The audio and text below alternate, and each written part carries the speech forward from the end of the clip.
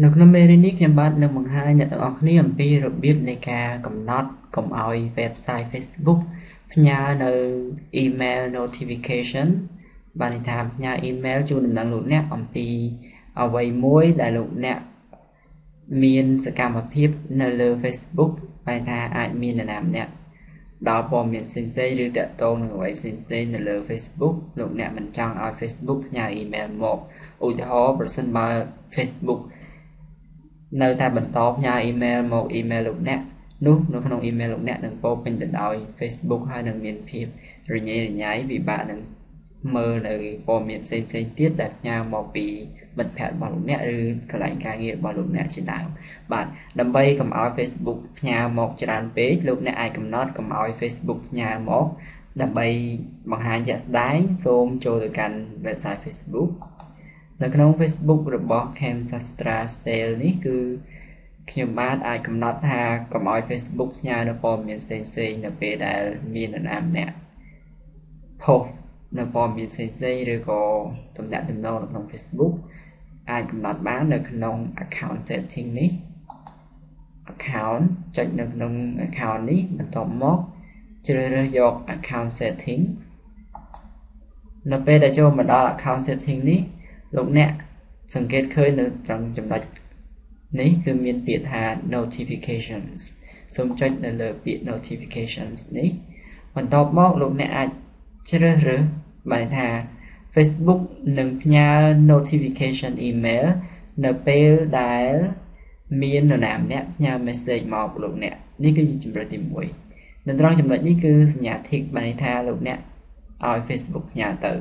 ដូច្នេះប្រសិនបើមាននរណាម្នាក់ផ្ញើ email messages ទៅកាន់ Facebook របស់លោកអ្នក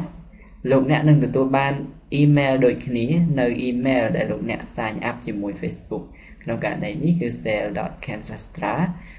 នឹងទទួលបាន email ផងដែរដូច្នេះគឺវាជាន់គ្នាពីរដងហើយ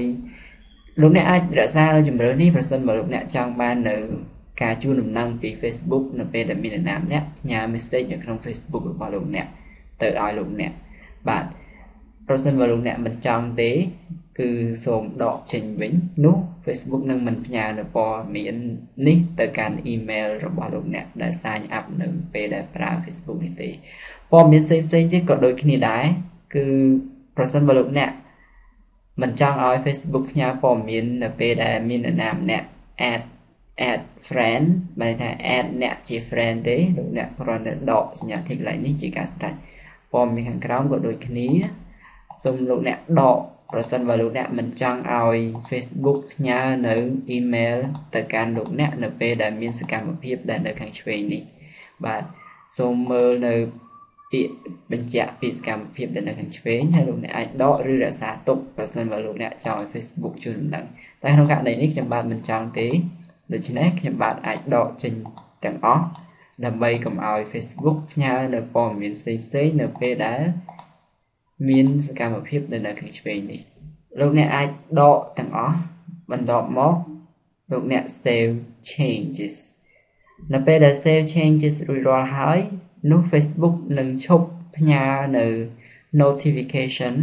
email ទៅកាន់ email របស់លោកអ្នកទៀតហើយបាទសម្រាប់មេរៀនទាក់ទងទៅនឹងការកំណត់កុំឲ្យ Facebook ផ្ញើ email ទៅកាន់ email លោកអ្នកនៅក្នុងថ្ងៃនេះដល់ទីបញ្ចប់ហើយខ្ញុំបាទសូមអរគុណចំពោះការតាមដានសិក្សាទាំងអស់គ្នាហើយសូមជូនពរជួបតែសំណាងល្អជោគជ័យក្នុងការងារនិងការសិក្សាសម្រាប់ពេលនេះខ្ញុំបាទសូមជម្រាបលា